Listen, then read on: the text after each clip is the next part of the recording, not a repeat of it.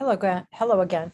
Now in this chapter 14, we're talking about indirect price discrimination when you cannot identify the high value and the low value consumers, or you cannot identify the consumers. So when you cannot identify the high and the low value consumers, you can still discriminate, but you're trying to you're designing these schemes to appeal to the groups with different price elasticities. So basically what you're doing is you're charging more to people who you believe are willing to pay more, have a more inelastic demand, and then you're charging less to people with a more elastic demand. So let's take a look. I don't really care for these bullet points, so I'm going to go through the chapter and mention, talk about the main parts that I want you to be sure that you get. All right, so let's take a look first here. Okay, now in the last chapter, when I was talking about the airline industry, I actually made a mistake there. I was talking about the airline industry and the different tickets like it was direct price discrimination, thinking they could identify between a business traveler and a non-business traveler, but actually this is an example of indirect price discrimination because you really can't identify the business versus the leisure traveler, but it's the business traveler that has a less elastic demand because they have to get somewhere at a certain time, whereas the leisure traveler has more elastic demand. So that's actually an example of indirect price discrimination. Also, business travelers don't pay for their own tickets, and so you can charge more to the business traveler. So the way they do it is because they can't really identify who's traveling for work and who's traveling for leisure. The sooner you need a ticket, the more expensive it is, and so that is that's indirect, not direct price discrimination. Okay, here's an example of what companies, these product schemes that companies have, where they'll charge they'll have a low margin on the main product, and then its complement, or they will have a really high margin on. So for example, if you think about printers and ink, the printers are really inexpensive, but the ink is very expensive. And so that's one way that they're using this price discrimination. They have a very low profit on the printers, but you have to buy the ink, and that has a high margin. Also, a similar scheme to this is razor blades and razors. The razors are really cheap, but the blades are expensive. Movies and popcorn, it's relatively inexpensive to get into the movies compared to what's the margins on the concessions. Another one, Barbie dolls and the clothes, all the accessories that goes with the Barbie.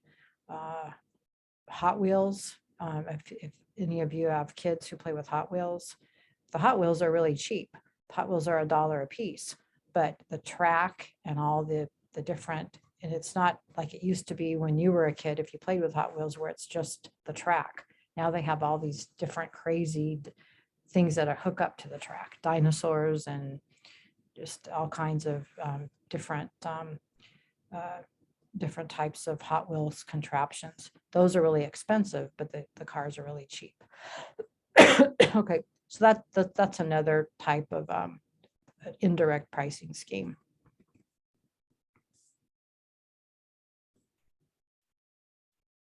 Okay, and they also call these metering schemes. So it allows for this indirect price discrimination where you charge the initial product is very cheap, but then things that go with it are more expensive. All right, so here they're talking about the couponing. So it only works when if you're higher income shoppers who would normally buy the product don't use the coupons. So that's a risk that you're taking when you use these discount coupons in that type of pricing scheme.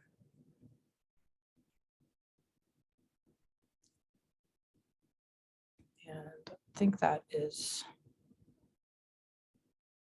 about it. Oh, volume discounts. Forgot about this one. So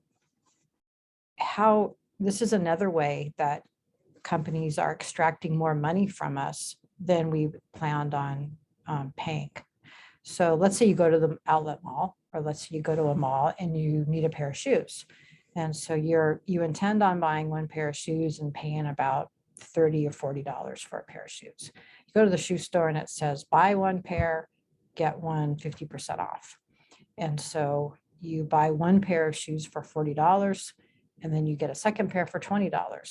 Well, you only went in there expecting to spend $40, but you ended up spending $60 instead. So they extracted another $20 out of you.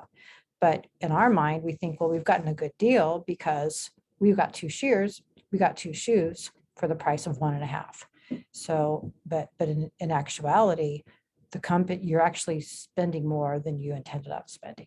So the buy one, get one free, or buy one, get one half off, buy two, get one free.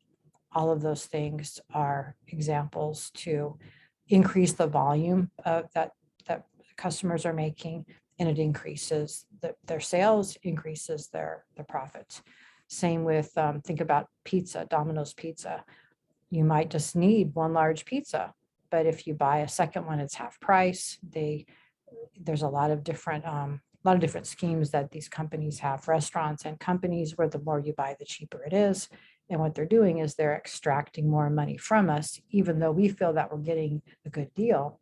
They're extracting more money from us.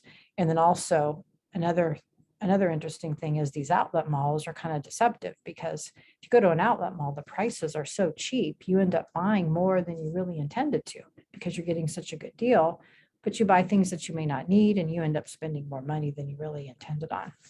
So it's all about these producers trying to extract more money from us with these schemes while making us feel good about it. All right.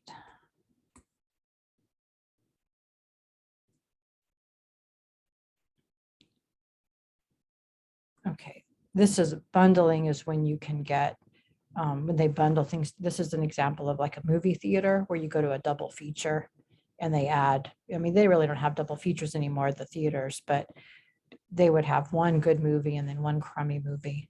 You pay for both.